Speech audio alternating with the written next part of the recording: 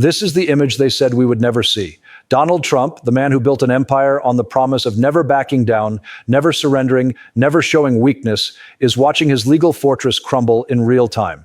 For decades, Trump's strategy has been simple: delay, deny, deflect, and let the lawyers handle it. Surround yourself with enough attorneys, file enough motions, appeal enough decisions, and eventually the other side runs out of money or patience. It worked against contractors, it worked against business partners, it worked through 2 impeachments. But this morning, Saturday, February 1st, 2026, at approximately 8:47 a.m. Eastern Standard Time, something unprecedented happened. The legal shield that has protected Donald Trump for his entire adult life has developed catastrophic fractures. Sources inside the Trump legal operation describe the situation as absolute pandemonium. We are talking about emergency conference calls that started before dawn. We are talking about senior partners at white shoe law firms refusing to return calls. We are talking about a coordination breakdown so severe that different legal teams are filing contradictory motions in different jurisdictions, creating a paper trail that prosecutors are already using against him. Buckle up, because what we are witnessing is not just a legal setback. This is the systematic disintegration of the most expensive, most aggressive, most relentless legal defense operation in American political history. To understand how we arrived at this moment of maximum legal vulnerability, we need to go back exactly 72 hours. On Wednesday, January 29th, 2026, Trump's lead appellate attorney, a Harvard-educated specialist in white-collar defense who had been managing the New York civil fraud appeal, abruptly resigned. The official statement cited personal reasons, but leaked emails obtained by the Wall Street Journal paint a very different picture. The attorney had been pressuring Trump to accept a settlement framework with New York Attorney General Letitia James. The proposal would have required Trump to pay approximately $280 million, roughly 60% of the total judgment, in exchange for keeping his properties and avoiding receivership. Trump's response, according to 3 people who were on the call, was volcanic. He reportedly screamed that he would rather burn the buildings down than give that woman a single dollar. He accused his own lawyer of being a coward, a plant, and possibly compromised. The attorney resigned within hours. That resignation triggered a cascade. When a lead attorney walks away from a case this high profile, it sends a signal to every other lawyer in the network. It says the client is unmanageable. It says the case is unwinnable. It says get out while you can. Within 48 hours, 2 more senior attorneys quietly withdrew from Trump-related matters, citing conflicts of interest that did not exist last week. Here's what you need to understand about the legal industrial complex that Trump built over the past 4 years. At its peak, the operation employed somewhere between 40 and 60 attorneys across at least 15 different law firms. The monthly legal bills were running between $4 million and $6 million. That is not a typo. $4 to $6 million every single month. The money came from multiple sources: the Save America PAC, the Trump Organization's operating budget, loans secured against properties, and direct contributions from wealthy supporters. But the Japan financial crisis that detonated global markets over the past week has severed every one of those funding arteries simultaneously. The PAC is functionally broke. Donor contributions have collapsed. The properties that secured the loans are now under seizure orders, meaning the banks are calling those loans. And the wealthy supporters who used to write 7-figure checks to the Legal Defense Fund have gone completely silent. According to financial disclosures filed late Friday, the Trump Legal Defense Fund received exactly $127,000 in donations during the last week of January. 7 days, $127,000. That does not cover a single day of legal operations at the scale Trump requires. The financial hemorrhaging is forcing brutal triage decisions. Sources familiar with the legal team's internal deliberations say they are now operating under a catastrophic prioritization matrix. Which cases do we fight? Which do we let go? The decision tree is absolutely ruthless. Federal criminal cases take priority because those carry prison time. The January 6th prosecution, the classified documents case, the election interference case in Georgia, those get the A-team attorneys and whatever money still exists. Civil cases, even the massive New York fraud judgment, are being moved to the B-team. And the B-team is not made up of the partners who charge $2,000 per hour. The B-team is associates, younger attorneys, people who are competent but do not have the institutional weight to walk into a courtroom and intimidate opposing counsel through sheer reputation. The qualitative drop-off is staggering. In the New York civil fraud case, Trump is now being represented by attorneys who 3 months ago were handling real estate closings in Westchester County. They are filing motions with typos. They are missing procedural deadlines. They are citing case law that has been overturned. The judge noticed in a scathing bench order issued Thursday afternoon. The presiding justice wrote that the quality of the legal submissions has deteriorated to a degree that suggests either gross incompetence or willful obstruction. That is a New York State Supreme Court justice essentially calling Trump's lawyers idiots on the record. But here is the catch. The deteriorating quality is not just about money, it is about morale, it is about belief. The attorneys who stuck with Trump through the first round of indictments genuinely believed he would win. They believed the prosecutions were political. They believed Trump had legitimate defenses. They believed that a combination of smart legal strategy and favorable judges would produce acquittals or at least hung juries. That belief is evaporating. The evidence is simply too overwhelming. The January 6th case has video. The documents case has photographs of classified files stacked in a bathroom. The New York fraud case has decades of financial statements that Trump's own accountants are now disavowing. The attorneys are reading the discovery. They are seeing what juries will see. And they are realizing that the emperor has no clothes. This creates a psychological crisis inside the legal team. If you are an attorney and you realize your client is factually guilty, your ethical obligations change. You cannot suborn perjury. You cannot fabricate defenses. You can only argue procedure, technicalities, and mitigation. That is a completely different kind of lawyering. It requires a completely different mindset, and it pays a lot less because rich clients do not pay premium rates to lose gracefully. The personnel exodus is accelerating. According to tracking by Politico, at least 9 attorneys have either resigned from Trump-related cases or quietly removed their names from court filings in the past 10 days. January has seen more legal departures than the previous 6 months combined. The replacements are coming from increasingly desperate talent pools. Trump's team is now recruiting from firms that specialize in defending organized crime figures, disbarred attorneys looking for redemption cases, and ideologically motivated MAGA lawyers who care more about the cause than the compensation. The problem with ideologically motivated attorneys is that passion does not replace competence. You can believe with every fiber of your being that the prosecution is unfair, but if you do not know how to file a proper motion to suppress evidence, your belief is worthless. The courts are starting to notice the quality collapse, and judges are losing patience. In 3 separate hearings over the past week, judges have issued warnings to Trump's attorneys about potential sanctions for frivolous filings. A sanction means the attorney personally has to pay a fine to the court for wasting judicial resources. That threat is kryptonite to any lawyer. If you are facing personal financial liability for representing a client, you walk away. Nobody practices law to get sanctioned. The coordination breakdown between different legal teams is creating catastrophic own goals. Here is an example that is almost too absurd to believe, but it is documented in court filings. On Thursday, January 30th, Trump's criminal defense team in the January 6th case filed a motion arguing that Trump was barely involved in the events of that day, that he was a passive observer who got caught up in a chaotic situation beyond his control. That same day, Trump's civil attorneys in a defamation case filed a brief arguing that Trump is a decisive, hands-on leader who personally controls every aspect of his political operation and business empire. Both filings are public record. Both are signed by attorneys claiming to represent Trump's interests, and they directly contradict each other. Prosecutors in both cases immediately filed notices bringing the contradiction to the court's attention. The civil court is now questioning whether Trump's team is arguing in bad faith. The criminal court is considering whether the motion itself constitutes perjury. This is what happens when you have 15 different law firms working on different cases with no central coordination and no unified strategy.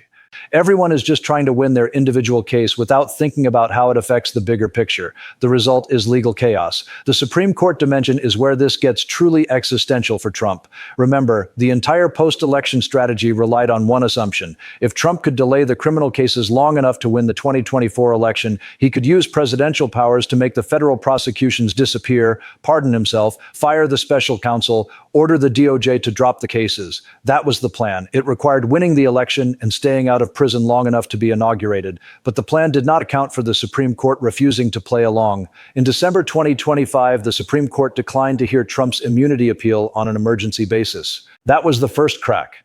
Trump's attorneys had argued that the case presented urgent constitutional questions that required immediate resolution. The court disagreed. Then in mid-January 2026, the court declined to stay the New York civil asset seizure while Trump appealed. That was the second crack. And now, according to sources familiar with internal discussions at the court, there is growing sentiment among the conservative justices that Trump is abusing the judicial process. Chief Justice Roberts is reportedly furious that Trump keeps invoking the court's authority and Truth Social posts while simultaneously attacking the judiciary as corrupt. Justice Kavanaugh, who owes his seat to Trump, is said to be increasingly uncomfortable with the appearance of the court being used as a partisan shield. Here's what nobody is talking about. If the Supreme Court abandons Trump, he has no plan B. The entire legal strategy for the past 3 years has been predicated on the assumption that the 603 conservative majority would ultimately protect him when it mattered. Strip that away, and Trump is just another defendant facing overwhelming evidence with a decimated legal team and no money. The psychological impact of a Supreme Court loss cannot be overstated. For Trump, the justices he appointed represent a personal investment. He saved the court from liberal control. He delivered on the conservative legal movement's 50-year project. In his mind, they owe him. If they rule against him anyway, it confirms his deepest fear that loyalty is a one-way street, that everyone eventually betrays him. That realization will send him into a spiral of paranoia and rage that will make the current chaos look like a practice run. Sources close to Trump say he is already privately questioning whether Kavanaugh and Barrett are secretly working with Mitch McConnell to destroy him. There is no evidence of this, but evidence does not matter when you are operating on pure emotion and perceived betrayal. The liquidity death spiral is compounding every problem. Trump's legal bills are not optional expenses. If you do not pay your attorneys, they withdraw. If they withdraw, you lose by default. If you lose, you go to prison or lose your assets or both. So Trump has to find money, but every source of money is collapsing simultaneously. The PAC is tapped out. The properties are under seizure. The campaign donations are going to the 2026 midterm candidates, not Trump's legal defense. The wealthy backers are running for the exits because nobody wants to be the last person holding the bag on a losing investment. This forces Trump into increasingly desperate and dangerous financial decisions. According to reporting by the New York Times, Trump's advisors have been exploring loans from non-traditional sources. We are talking about foreign entities. We are talking about cryptocurrency arrangements. We are talking about structures that would make any reasonable attorney scream about emoluments, clause violations, and potential bribery charges. If Trump takes a $100 million loan from a sovereign wealth fund controlled by a foreign government while serving as president, that is not a legal gray area. That is a federal crime. But when the alternative is watching your legal defense collapse and going to prison, the risk calculus changes. The desperation creates vulnerability, and vulnerability creates leverage for anyone willing to offer help. The base is fracturing over the legal collapse. The MAGA faithful still believe Trump is a victim of persecution. They see the legal problems as proof of the deep state conspiracy, but there is a growing segment of Trump supporters, particularly the business-oriented Republicans who backed him for economic policy, who are looking at this situation and seeing incompetence. They are asking why Trump could not settle the New York case when he had the chance. They are asking why he keeps hiring attorneys who get sanctioned and disbarred. They are asking why a man who claims to be worth billions cannot afford to pay his legal bills. These are not unreasonable questions, and Trump does not have good answers. The cognitive dissonance is creating a quiet exodus. You see it in the fundraising numbers, you see it in the rally attendance, you see it in the polling crosstabs.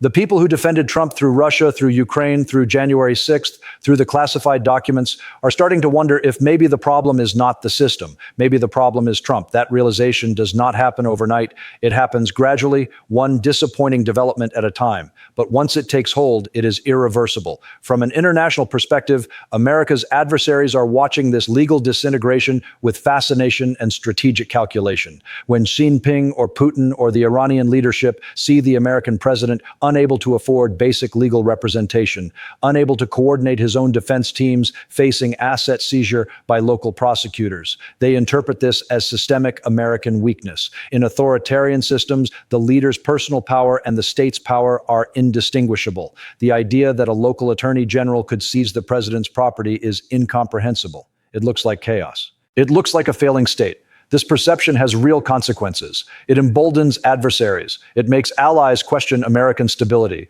It undermines diplomatic negotiations because foreign leaders wonder if the person across the table will even be in office next month. The Trump legal crisis is not just a domestic political problem. It is a national security vulnerability, and our adversaries are absolutely taking notes. The nightmare scenario that keeps Trump's remaining competent attorneys awake at night is the domino effect.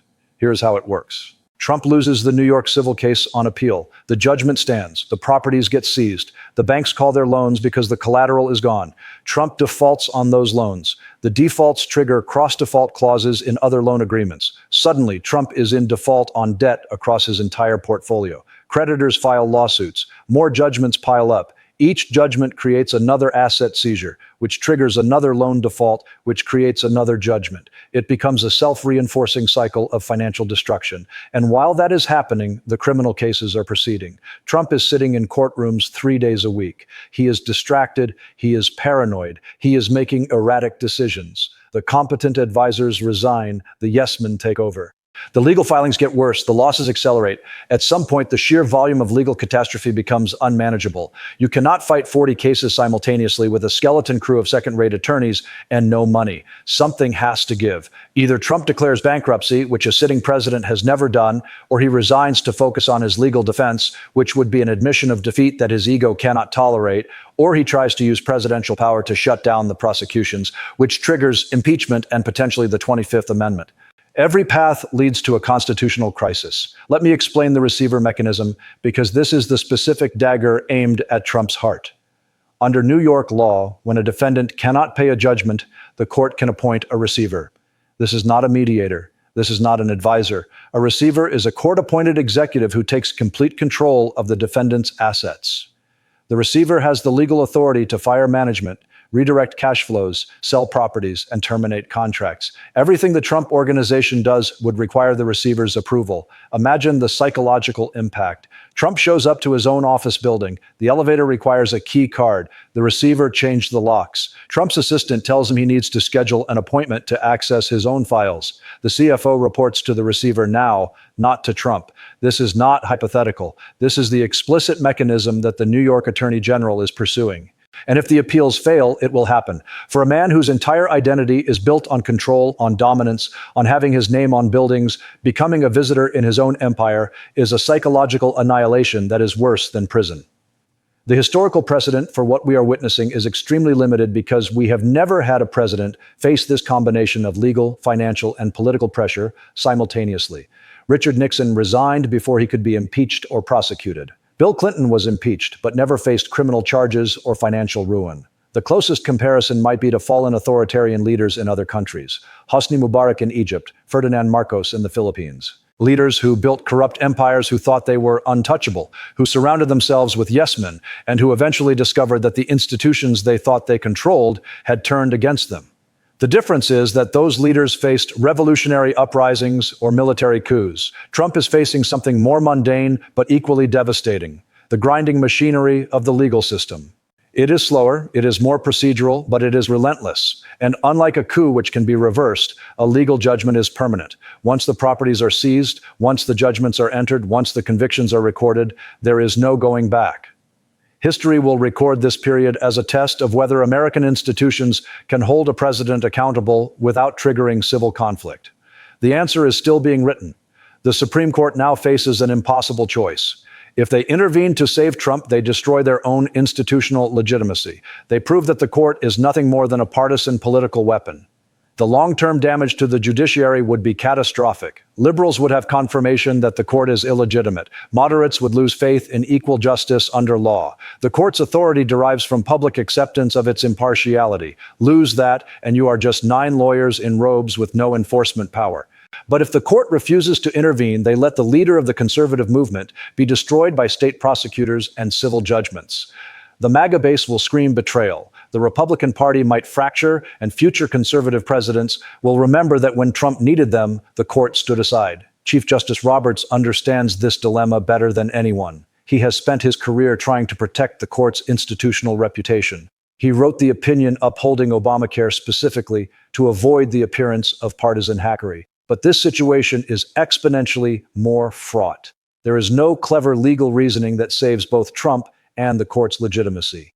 Someone is going to lose, and Chief Justice Roberts knows that no matter which way the court rules, nearly half the country will interpret the decision as evidence of corruption. As we move into the first week of February 2026, the direction is unmistakable, even if the destination isn't.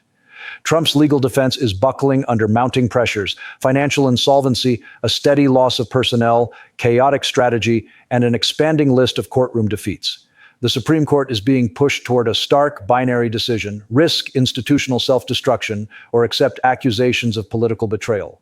Quietly, the Republican Party is beginning to prepare for a future beyond Trump. And Trump himself appears increasingly isolated, paranoid, and financially desperate. a volatile combination that raises the risk of reckless, extreme choices. A cornered animal is the most dangerous. A president with nothing left to lose is capable of anything. Unconstitutional executive orders, purges of perceived disloyalty, open attacks on the judiciary. We are now in the volatility window, the stretch between inevitability and collapse. This is when errors compound. This is when unintended consequences explode. History won't judge us on whether we anticipated this moment, but on whether we had the resolve to confront it when it arrived. Lawyers are scrambling, the funding has dried up, the Supreme Court is hesitating, and the president stands increasingly alone. Watch what comes next. Subscribe, because the next chapter of this unfolding disaster will be written before the week is over, and few, if any, covering this story will say plainly what you've just heard here. The legal fortress is burning. The only remaining question is whether it takes the republic down with it.